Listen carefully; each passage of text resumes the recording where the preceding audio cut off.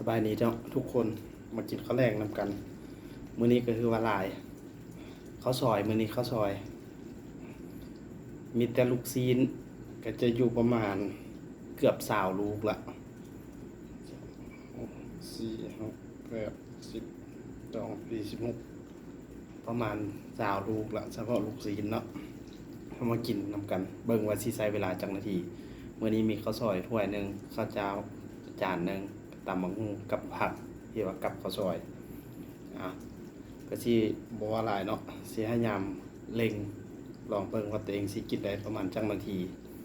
เต็มถ้วยซำนี้กับข้าวเจ้ากับตำบักหุ่ง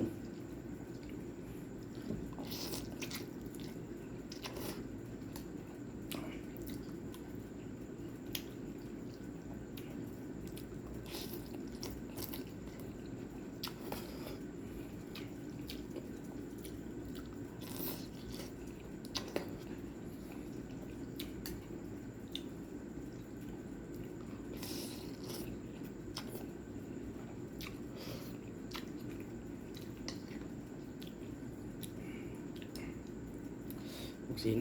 จองลูก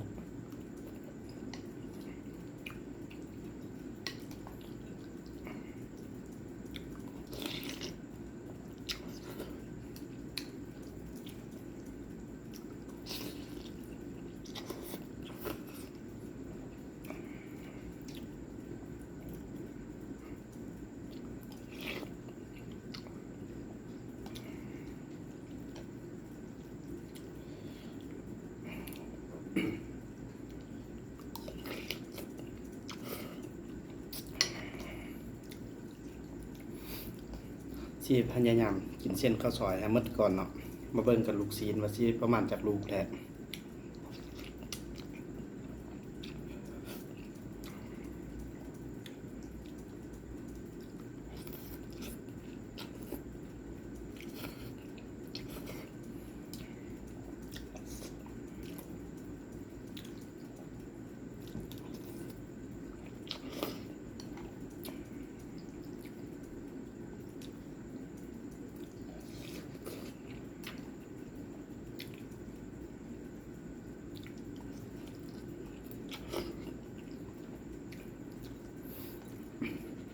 แต่เฉพาะลูกชิ้นนี่กินไปแล้ว3ลูก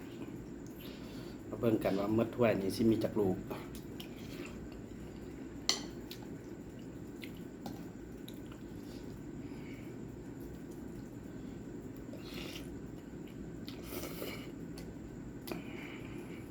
ลูกที่4ลูกที่5 6 78 9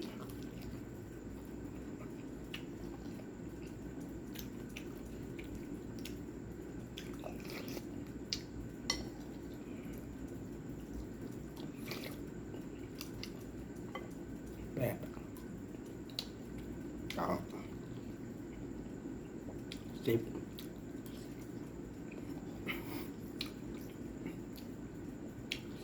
ลูกชิ้นย่างน้อยๆต้องเป็นระดับ20ปลายกินไปแล้ว10ลูกแต่ว่าเห็นอยู่จานนี่ก็หลายอยู่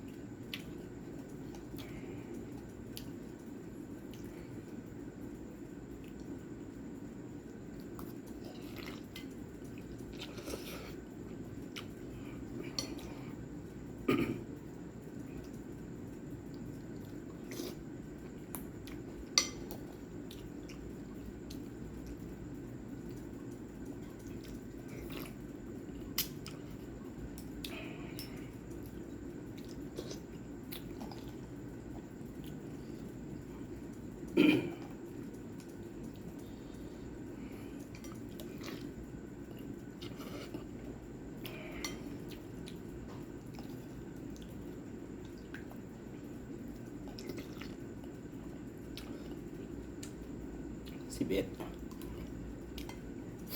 12 13 14 15 16 17แล้ว17ลูกแล้วสำหรับลูกศิษย์แต่ก็เห็นยังอยู่ถ้วยเกือบ10อยู่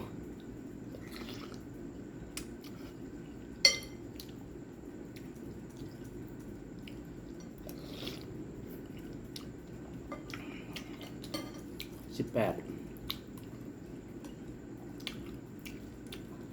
เก้าสาว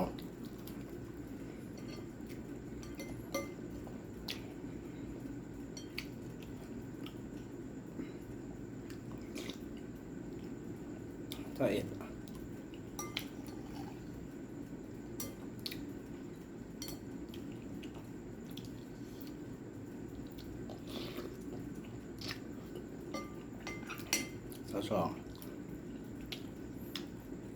23อันนี้เครื่องหนึ่งนับเป็น23คือเก่า24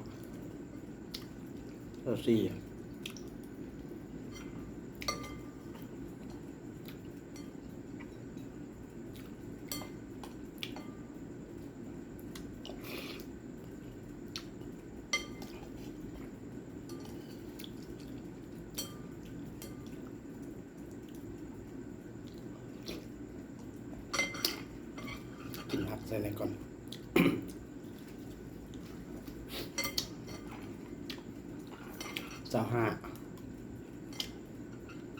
26คือว่ามืด27กับตัวนี้สำหรับลูกศิษย์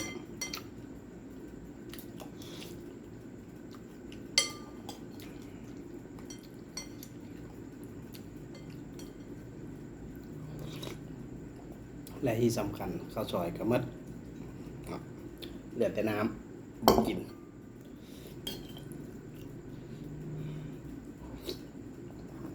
เอามาต่อข้าวอีกจานหนึ่ง